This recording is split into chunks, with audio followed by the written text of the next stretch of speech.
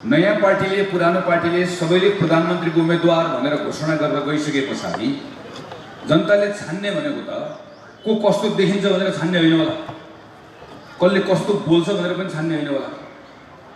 यो देशमा 5 वर्ष अवसर प्राप्त गरिरहँदै गर्दा यो देशका यस्ता मुद्दाहरूको सन्दर्भमा कसले के सोचिरहेको छ र के गर्ने योजना बनाएको छ भन्ने बारेमा बहस होला, प्रतिस्पर्धा होला। मैले कीर्तिपुरको डाँडामा देखेको सपना देखेको जस्तै अर्कोले पनि सपना देखेको होला।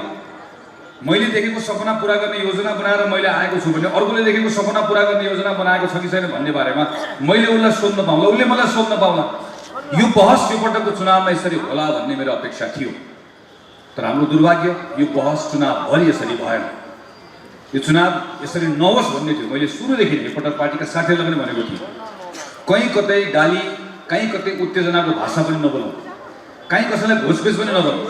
म त लामो समयसम्म त्यस कारणले गर्दा आफू चुप पनि बसेँ, किनकि यो समय नै त्यो समय होइन। भाद्र 23 र 24 को त्यत्रो ठुलो घटना पछाडि नेपालमा चुनाव हुँदैछ। चुनावै मात्र गर्नुपर्ने भएको त 84 मा भइहाल्थ्यो। 2 वर्ष अगाडि चुनाव हुँदैछ। यो चुनावमा को जित्छ र को हार्छ त्यो हाम्रो लागि महत्त्वपूर्ण हो। कांग्रेसलाई हामी जित्ने महत्त्वपूर्ण कुरा, अर्को अर्को जित्ने महत्त्वपूर्ण कुरा।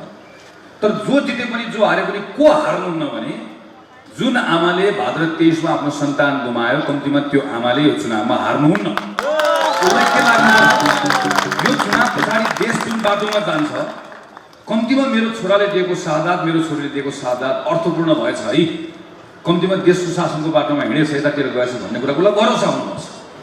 त्यसले त्यो सुशासनका सन्दर्भमा हाम्रो एजेन्डाहरू के हो? मैले कांग्रेसको तर्फबाट प्रश्न गरेको छु।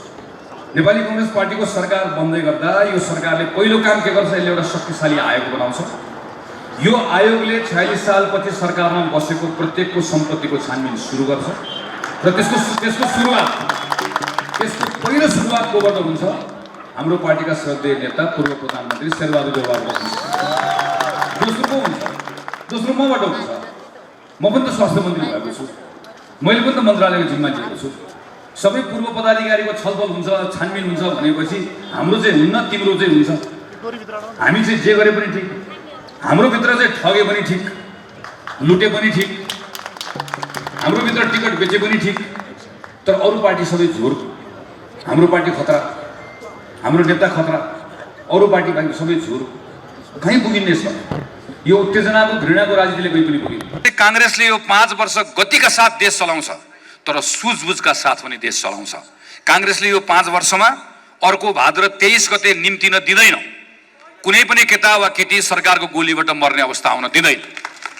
तर सँगसँगै कसैले पनि मुखुण्डो लगाएर सिंहदरबार जलाउन पनि दिँदैन। यो अवस्था निर्माण गर्ने हामी सम्हालेर लिएर जान चाहन्छौँ। यो 5 वर्षको समय नेपालको लागि उपलब्धिमूलक समय बनाउन चाहन्छौँ। सामाजिक सञ्जालमा हल्ला छ, त्यो सामाजिक सञ्जालको हल्लालाई म अस्वाभाविक मान्दिनँ। संसारभरि सामाजिक सञ्जाल कसको पक्षमा हुन्छ? जसले घृणाको भाषा बोल्छ। म अहिले यहाँ उभिएर एक लाइन कसैलाई मैले दमदमाएर गाली गरेँ भने बेलुका म भाइरल हुन्छु। तर आज मैले बोलेको भाषण यहाँको मिडियाको साथीहरूलाई पनि धेरै मन पर्दैन, किन म सफ्ट बोलिरहेको छु, मिलाउने कुरा गरिरहेको छु, सम्हाल्ने कुरा गरिरहेको छु। यो बिग्दैन। तर देश बिकाउने कुराले मात्र चल्दैन। फेरि देश यस्तै नबिक्ने कुराले चल्छ। धेरै बिकाउने कुराले